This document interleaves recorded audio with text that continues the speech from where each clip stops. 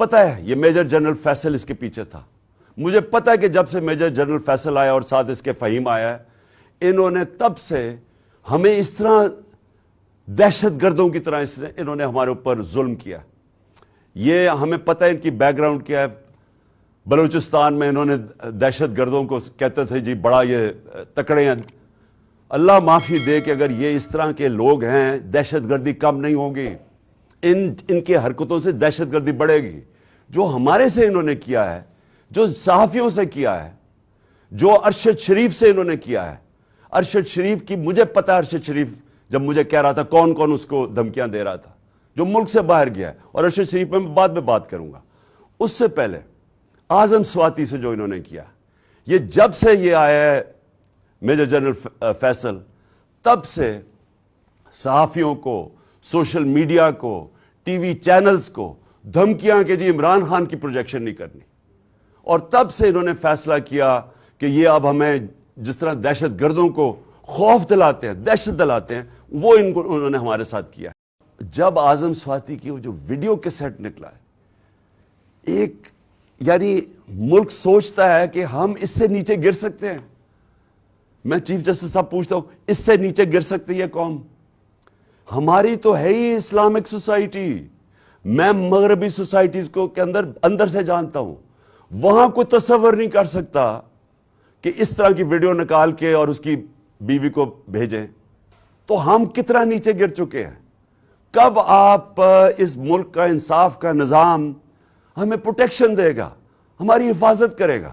وہ کب وہ وقت آئے گا؟ اور یہ اگر گولی کامیاب ہو جاتی، یہ مجھے مار دیتے، تو مجھے بتائیں، ایک ہی تو جماعت ہے اس وقت ملک میں جو سب سے بڑی پبلک کے اندر ہے، فیڈرل پارٹی ہے. تو ان کا تو پلان یہ تھا کہ وہ تتر بتر ہو جائے. تو یہ تو دشمن چاہتے ہیں پاکستان کے. وہ جو لڑکا جس نے اپنے بیان بدلے ہیں، اور کیا وہ لگتا تھا دینی انتہا پسند؟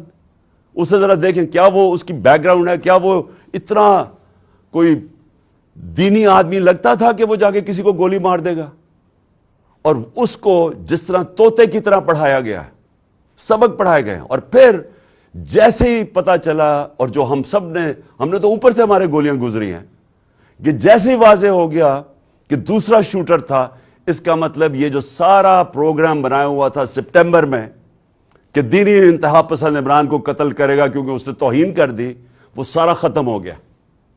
اور میں اس لیے سپریم کورٹ کے چیف جسٹس کو آج مخاطب کرنا چاہتا ہوں. دیکھیں سر، آپ کی بہت بڑی ذمہ داری ہے آج پاکستان پہ. قوم آپ کی طرف اب دیکھ رہی ہے. قوم یہ دیکھ رہی ہے کہ پاکستان کا ex prime minister first information report اپنی درج نہیں کروا سکتا. خاص طور پہ پاکستان کی وکلا کمیونٹی کا خاص طور پہ شکریہ ادا کرتا ہوں کہ جس طرح وہ کھڑے ہوئے ہیں. اور مجھے خوشی یہ ہے کہ وکلا یہ سمجھ گئے ہیں کہ اب ان کی ذمہ داری ہے رول آف لا، قانون کی حکمرانی قائم کرنا پاکستان کی وکلا کمیونٹی کی ذمہ داری ہے. اور یہ ایک ڈیفائننگ مومنٹ ہے پاکستان میں. ہر وہ آدمی جو اس ملک میں رول آف لا چاہتا ہے، اور رول آف لا کے بعد ہی حقیقی جمہوریت آتی ہے، اور حقیقی جمہوریت ہی حقیقی آزادی ہوتی ہے. یہ سب اکٹھے چلتے ہیں. اس وقت کچھ بھی نہیں ہے یہاں. تو میں وکلا کے اوپر بھی آج ان کا شکریہ ادا کرنے کے بعد میں امید لگاتا ہوں کہ آپ اپنا رول پلے کریں گے.